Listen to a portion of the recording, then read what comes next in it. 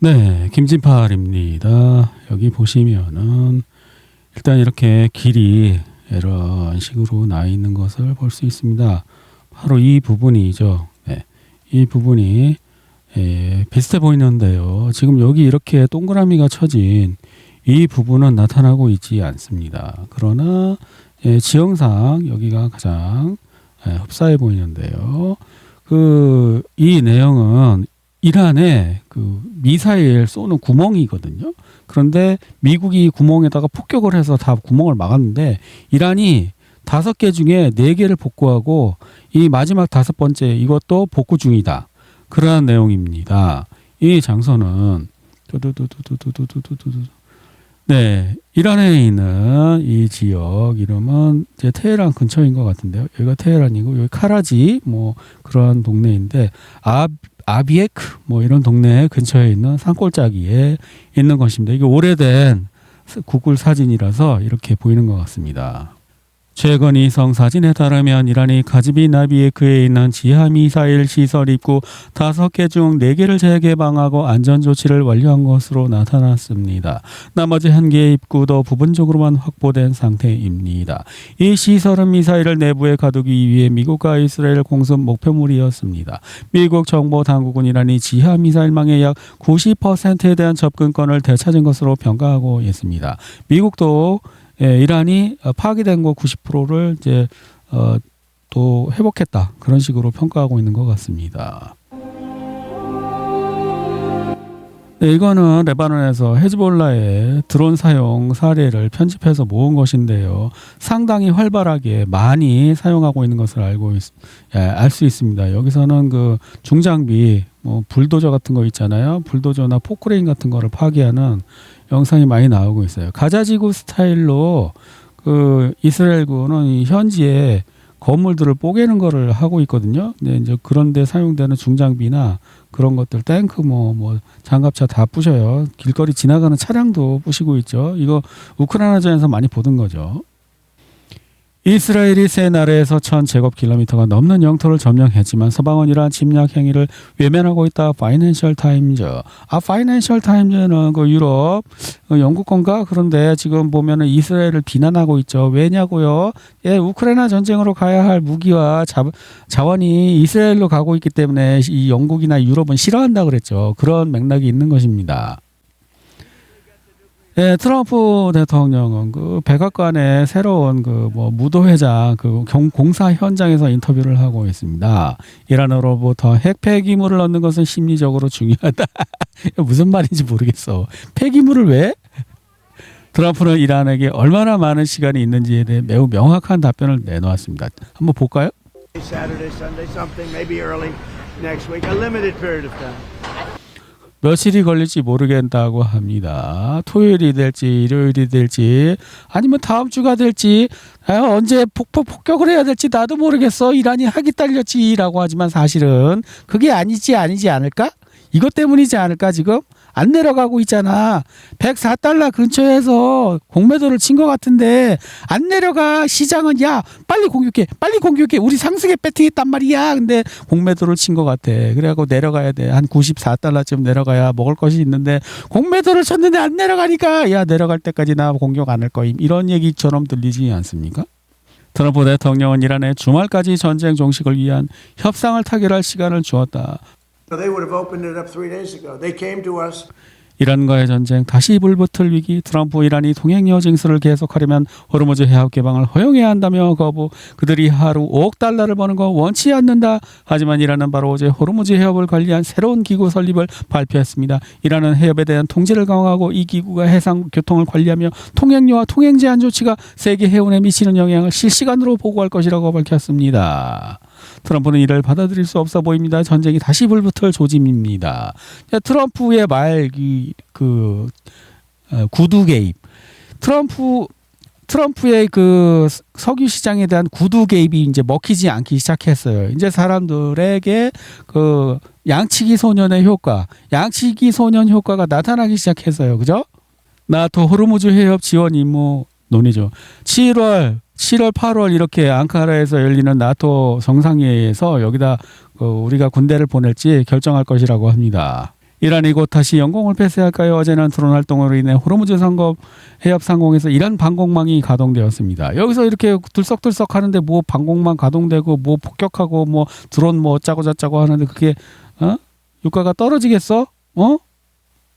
네, ISW 지도를 한번 보시면 우크라이나 수미 지역 변화가 없고요. 볼찬스크 변화가 없고요. 쿠피안스크 변화가 없고 리만 지역 변화가 없고 그다음에 콘스탄티노프카 부근에 변화가 없고 포크롭스크 부근에 변화가 보이지 않고 그리고 네프로페트롭스크 부근에 변화가 보이지 않고 굴리아이폴리에 우크라이나군이 최근 여기 근데 무장 공격가 왔다 갔다 하는 지역인데 이걸 왜 이런 식으로 칠해주는 거야? 이게 앞뒤가 안 맞아서 네, 그렇고요. 네, 자포로지자 지역에 변화가 없고요.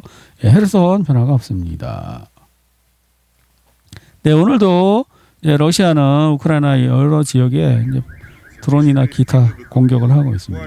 기반 시설 뭐 이런 거 터지는 거 나오고요. 네, 이런데 또 공격했다고 불났다고 그러고요. 길거리에 그 차륜형 그러니까 궤도형이 아니고 그 바퀴 달린 거 있잖아요. 대포. 그러니까 지금 진흙탕 같은 데는 이게 있을 수가 없는 거예요. 그래서 포장도로에만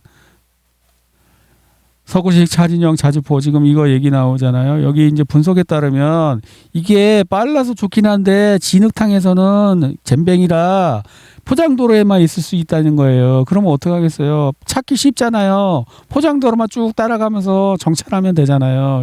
별로 안 좋다는 것입니다. konstantinovka 전투 중 장비 및 포병 손실 추정치 이런 지도에다가 김지판이 말했던 그거 보병하고 뭐라고? 포병하고 전투 장비 손실치를 지도에다 이렇게 표시했다고 합니다. 근데 너무 작아서 못 알아보겠어. 러시아군은 우크라이나에서 전반적인 전략적 우위를 유지하고 있다. 미 국방부는 이제 러시아가 우위라고 이기고 있다고 그렇게 평가하고 있습니다. 그러나 CNN은 아니라고 잘 싸우고 있다고 우크라이나가 왜 그런 줄 아세요? 이거 CNN은 반 트럼프에다가 민주당 라인 그거 지금 아직도 그 사람들이 지배하고 있는가 봐요. 그러니까 계속 우크라이나가 이기고 있으면 국군이 북진하고 있습니다. 안심하고 우크라이나에 돈을 보냅시다. 계속 이거잖아요. 얘네 배팅 했네. 예? 우크라이나 전쟁에 자기네가 이긴다고 배팅했네. 그러니까 이제 돈을 잃게 생겼잖아요. 자, 벨라루스에서 러시아군이 그 우크라이나로 침공할 수 있다고 또 시르스키는 이런 이야기를 하고 있습니다. 모르죠. 또 뭐 그럴 수도 있고. 자, 우크라이나에서 동원 연령을 하향 18세로 낮추는 그러한 논의가 다시 거론되고 있다고 합니다. 또 우크라이나의 물류 택배 회사 있지 않습니까? 우체국 같은 그런 개념의 택배 회사 거기를 또 러시아가 공격했다고 합니다. 왜 그러냐면 전에 이 사람이 내가 있잖아 드론을 택배로 보냈어. 근데 여기 박스 상자 가게에 있는 이 표시 이런 것들이 다 그 똑같은 회사 거랍니다. 러시아에서 그 복좌형 앞뒤를 2명 타는 그런 수호이 57을 이제 시험하고 있대요. 새로 개발했대요. 블룸버그 통신에 따르면 유럽연합은 키예프가 900억 유로 규모의 차관 자금을 받으려면 부가가치세를 인상해야 한다고 요구하고 있습니다. 돈 받으려면 있잖아. 뭘 해 또 그러는 거예요. 지금 공짜로 주는 돈이 어디 있어요. 바실리 네벤자 러시아 제사의 발언. 여기서 이제 중요한 건 발트해 연안에 있는 모든 드론은 필연적으로 러시아의 대응을 불러일으킬 것이다. 이 얘기를 해 심상치 않았거든요. 근데 여기 보면 러시아 정보기관이 입수한 새로운 정보에 따르면 키예프는 발트해 연안 국가들이 제공하는 항공로만 이용하는 데 그치지 않고 이들 국가에서 드론을 발사할 계획이라고. 그는 이미 리가를 설득하여 드론 발사 지점을 정확히 파악하는 것이 불가능하다는 점을 강조하여 작전 수행에 동의를 얻어냈습니다. 우크라이나 보안군 병력과 무인 항공기는 이미 라트비아에 파견되어 라트비아 군사기지에 주둔하고 있습니다. 러시아 영토에서 테러 행위를 자행하려는 키예프를 지원하려는 모든 분들께 경고합니다. 현대 정보 수집선을 이용하면 무인기 발사 지점의 좌표를 정확하게 파악할 수 있습니다. 그러면서 그 위치, 러시아 대외 정보국이 정식으로 발표를 했나 봐요. 요 장소 라트비아 군사기지 제가 위치를 한번 표시해 보았습니다. 여기가 발트 3국이죠. 여기가 발트 3국이에요. 그 중에 여기 여기에 우크라이나군이 직접 주둔해 갖고 직접 여기에서 드론을 날리고 있다 또는 날릴 것이다라는 주장이에요. 예? 거기 제가 점 다 찍어놨어요. 한번 찾아가 볼까요? 여기 예, 군사 기지처럼 보이죠? 예? 비행장도 있고 여기서 드론 날리면 좋겠죠. 그다음에 네. 여기 예카필스 여기도 이런 거 있죠. 군사 기지처럼 보이고 드론 날리면 좋을 만한 장소. 예, 여기는 못 찾았어요. 대략 군사 기지 같이 보이긴 하지만 드론 날리기 좋아 보이지는 않는데. 그리고 여기도 있죠. 예? 여기 지금 그 러시아 측에서 찍어준 지명에서 가장 비슷한 데를 찍은 것입니다. 여기는 왜 라이프라고 이렇게 해놨어 땅에다가. 여기도 군사기지처럼 보이죠. 이런 것들. 예? 저 위로 올라가면 진짜 군사기지 같은 이런 게 보이고 있어요. 이런 것들. 예, 군사기지에서 보이는 이런 모습들이죠. 이런 거. 예, 이런 데서 아무 데서나 드론 날려도 될 것 같지 않습니까? 네? 네. 이런 헬기장도 있고. 네, 그래서 러시아가 이제 야, 너 이제 타겟까지 지정을 해줬어. 너네 여기 내가 5군데 찍어놨으니까 알아서 해. 그런데 오늘 갑자기 여기 이 나라 여기 뭐 에스토니아에서 갑자기 이 페스트 야르스프 호수 근처에서 우크라이나 드론이 지나가는 것을 갑자기 에스토니아가 1년도 넘게 만에 발견하고 F-16을 출격해 갖고 드론을 격추했다는 뉴스가 나왔습니다. 갑자기 이거 러시아가 야 여기 우리 죽여버리겠어 그랬더니 아 우리가 있잖아 우크라이나 드론을 발견해갖고 격추시켰거든. 이거 뉴스가 나왔습니다. 에스토니아 우크라이나 드론 격추 1차 격추 하노페브르스코르 에스토니아 국방부 장관 와 반응 빠릅니다. 목표 딱 타겟 지정하고 여기서 우크라이나군이 여기 주둔하는 거 우리가 확인했으니까 여기 공격하겠어. 그러니까 야 우리가 있잖아 격추시켰어. 야 우크라이나 거 있잖아 저 무인기 들어온 데가 격추시켰거든. 근데 여태 왜 안 했어? 이렇게 잘할 수 있었는데 여태 왜 안 했니? 이런 의문이 생길 수 있겠죠. 에스토니아가 자국 영토 상공에서 우크라이나 드론을 격추한 것은 이번이 처음입니다. 이 사건은 오스트로가에서 190km 떨어진 보르치에보르 그러니까 호수의 인근에서 발견해 제가 그거 찍은데 이 호수 말하는 것입니다. 이 호수 근처에서 그랬다는데 오스트로가는 또 어디냐 여기 말하는 것입니다. 여기 기름통 있잖아요. 이 기름통 옆에 유조선 보이잖아요. 유조선에다가 기름 실어서 수출하는 데인데 여기를 공격한 게 제 기억만으로 해도 1년 가까이 된 것 같아요. 그 정도 넘었는지는 모르겠어요. 그리고 여기 있잖아요. 이 위에. 여기도 러시아가 여기 기름통에서 예? 여기 어디 갔어? 예, 유조선 보이잖아요. 여기서 유조선 딱 세우고 예? 여기서 수출하는 데란 말이에요. 여기 보이죠? 이거. 그러니까 이런 데를 자꾸 공격하는데 자꾸 이쪽으로 어디서 오는지 알 수가 없는데 그 얘기가 나왔어요. 도대체 어디로 가는 것일까? 여기가 경계선입니다. 여기가 러시아고 여기가 벨라루스입니다. 도대체 여기를 우크라이나가 드론 공격하려면 어디로 와야 되나? 여기다가 막 배를 띄우고 이렇게 오는 건가? 막 처음에 그런 말도 많았어요. 근데 결국은 밝혀졌잖아요. 이렇게 오고 있는 거예요. 이렇게. 그럼 폴란드는 왜 가만히 있어? 어쨌든 러시아는 경고를 하고 예, 라트비아 대통령도 뭐라고 얘기했냐면 러시아는 라트비아가 어떤 국가든 라트비아 영토를 이용하여 러시아와 다른 국가를 공격하는 것을 허용한다는 주장을 하고 있습니다. 아니라는 거죠. 우리는 안 했음. 우리는 그거 허용한 적 없음. 이렇게 막 발뺌하고 있습니다. 러시아 해외 정국이 한마디만 하면 모든 치와들이 벌벌 떨고 뭐라고 벌벌 떨었는데 러시아는 우크라이나가 라트비아를 러시아 영토 공격기지로 사용할 계획이란 거짓말을 퍼뜨리며 거짓말이 우리는 그런 적 없어. 우리는 우크라이나한테 그렇게 하라고 한 적 없어. 우리 공격하지 마. 우리는 그런 적 없어. 막 오리발 내밀고 있어요. 라트비아 친구들이 우리를 대신해 준 것에 감사드립니다. 우크라이나 외무부는 또 뭐라고 얘기한 거야? 라트비아 영토에서 러시아에 대한 공격을 준비하고 있다는 모스크바의 허튼 허위 주장은 사실이 아닙니다. 우크라이나도 아니래. 우리는 그런 적 없어. 우리는 반박합니다. 우크라이나는 러시아에 대한 작전에서 라트비아 영토나 영공을 사용하지 않으면 앞으로도 사용할 의도가 없습니다. 그런 적 없고 앞으로도 안 할 거야. 러시아의 거짓말은 라트비아 더 넓은 발트해 국가의 여론을 불안정하게 만들려는 광범위한 선전 캠페인의 연장선을 그럴까? 러시아가 그냥 말만 하고 그냥 아무것도 안 할 것이라고 생각하는 것일까? 아주 기묘한 우연의 일치로 스웨덴의 걸프 스트림 정찰기가 우크라이나 드론이 격추된 지역 상공을 비행하고 있었습니다. 공식적으로는 러시아와 벨라루스의 합동훈련을 감시하는 임무라고 이러한 우연의 일치는 놀랍습니다. 뭘 뻔하지. 러시아가 여기 GPS로 여기거든요. 그 우스트로 무슨 호수라는데 요 근처에서 떨어졌다는 격추시켰다는 거죠. 그러니까 에스토니아가 F-16 날려갖고 격추시켰다는 거예요. 우크라이나 드론을. 근데 그 부근에서 뭐예요? 스웨덴 정찰기가 이렇게 돌고 있는 게 보이잖아요. 왜일까요? 왜 그랬을까요? 분명히 GPS 방해를 할 거라고 생각했을 거 아니에요. 정찰기가 뭐 하는 거예요? 여기 전파 같은 거 어디서 발사되나 탐지하잖아요. 그러면 러시아 GPS 탐지하는 장비 위치를 알고 싶었을 거 아니에요? 저는 그런 생각이 드는 거예요. 에스토니아가 타르트 인근에서 우크라이나 장거리 자폭 드론을 격추했다고 하는 에스토니아 국방부 장관, 그러니까 지금 오늘 이 뉴스가 완전 핫 이슈예요. 이거 겁나 많이 나와요. 이것도 그렇고, 이것도 그렇고, 뭐 겁나 많이 나와. 우크라이나 드론 한 대 격추했다고 다들 자화자찬하고 있는 연합군의 방어 능력.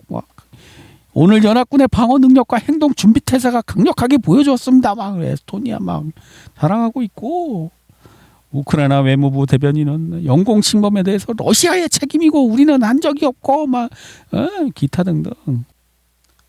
메드베데프도 한마디 했습니다. 크기가 작을수록 짖는 소리는 더 광적이다. 그렇긴 해. 이 치아와 같은 애들은 너무 싸납더라고. 최근 소위 발트해 연합 국가들 얼간이들이 또다시 광적인 러시아 혐오 발언으로 지저댔다. 먼저 에스토니아의 어떤 착나는 우크라이나가 전선에서 승리를 거둘 때까지 러시아와 협상을 해서는 안 된다고 주장했다. 뭐 기타 등등 기타 등등. 이 타이밍에 푸틴이 중국에 간 것이 저는 그런 의미일 줄 몰랐는데, 스콧 리터가 얘기하기를 아마 내가 유럽에다가 그 공격을 할 건데 이건 어쩔 수 없다. 나도 참을 만큼 참았지 않냐. 지금 더 이상 참을 수가 없고 내가 유럽하고 전쟁을 하게 되면 핵전쟁으로 번질지도 모르는데 우리 상황 좀 이해해다오. 그리고 우리에게 지지를 좀 해다오. 그리고 우리 입장을 미국한테도 네가 기회 되면은 좀 이해를 시켜다오. 그런 거죠. 하고 싶지 않았는데 지금 이걸 해야 되기 때문에 외교적인 어떤 가이드라인, 우리가 이걸 가지고 끝까지 가지는 않고 최대한 얘네들을 좀 혼내주겠다, 이런 이제 메시지를 아마 정치적으로 조정을 하려 간 것 같아요. 그런 이유도 있는 것 같아요. 겸사겸사. 네, 이거는 나토 측 장군 같은데요. 나토 군사위원회 의장 드라군에는 오늘 나토가 러시아와의 전쟁을 마지막 우크라이나까지 계속할 것인지 논의할 것이라고 밝혔습니다. 저는 궁금한 게 이게 아니고, 만약에 푸틴이 자 발트해 여기 국가, 여기 라트비아, 오늘 여기 리투아니아인가 라트비아인가 어디야? 여기 푸틴이 오늘 여기 있는 저기 5군데 군사기지 타겟 목표 우리가 여기 공격할 건데 계속 해봐, 이렇게 얘기했잖아요. 그럼 만약에 여기 푸틴이 공격을 했다 쳐, 꼭 공격을 했을 때 과연 나토가 자기네 군인 강제 징집해서 여기다 보낼 것이냐, 저는 그게 궁금해요. 그게 중요하다고 봐요. 그러고 싶겠지. 얘네들은 자국민을 죽이고 싶어. 왜? 인기가 없고 언제 권력에서 쫓겨날지 모르고 빈부격차가 심해갖고 이 젊은 수컷들이 지금 야 나도 하고 싶어, 나도 하고 싶단 말이야, 나도 짝짓기 하고 싶어 막 그래. 들썩들썩한데 이 새끼를 잡아갖고 죽여버리고 싶은데 실제로 할 수 있냐는 거예요. 푸틴이 여기다가 공격을 했을 때 실제로 얘네들이 그걸 할 것이냐, 저건 그것이 궁금한 것입니다. 만약에 이게 걷잡을 수 없이 돼갖고 핵 버섯 구름까지 여기서 올라왔다. 그러면 미국은 이란에다가 핵 무기를 떨어뜨리기 굉장히 부담 없는 상황이 되는 거죠. 그래서 푸틴도 하고 싶지 않았던 것 같아요. 여기서 가다가 얘네들이 대응하고 그러면 핵폭탄도 떨어뜨려야 될 수 있는데, 그러면 반대의 경우도 마찬가지잖아. 미국도 이란에다 핵폭탄 떨어뜨려도 야 너네도 했잖아 이럴 수 있잖아. 그래서 안 하고 싶었던 것도 있었던 것 같아요. 근데 어쩔 수 없는 거예요. 이제 러시아도 궁지에 몰린 것 같아요. 더 이상은 참을 수 없다. 더 이상 참았다가는 우리 나라가 위태롭다. 그런 단계가 아니고서는 이런 일을 할 수가 없죠. 일바 요한손 EU 우크라이나 특별 대표는 징집 대상 연령에 우크라이나 남성들에게 EU 망명 신청권을 부여하지 말 것. 야 진짜 잔인하다. 왜 이러는 거지? 유럽은 왜 이래? 일바 요한손은 누구야? 어디 스웨덴 사람이래. 교육부 장관 뭐 무슨 복지부 장관 이런 장관을 했었대요. 근데 근데 이 사람이 EU에서 야 우크라이나 그 애들 군대 가야 되는 애들 남자애들 다 도로 우크라이나로 쫓아보내 이런 이야기를 했다는 거예요. 너무 그 슬라브족에 대한 어떤 증오심 같은 게 있는 것 같아요. 왜 그럴까?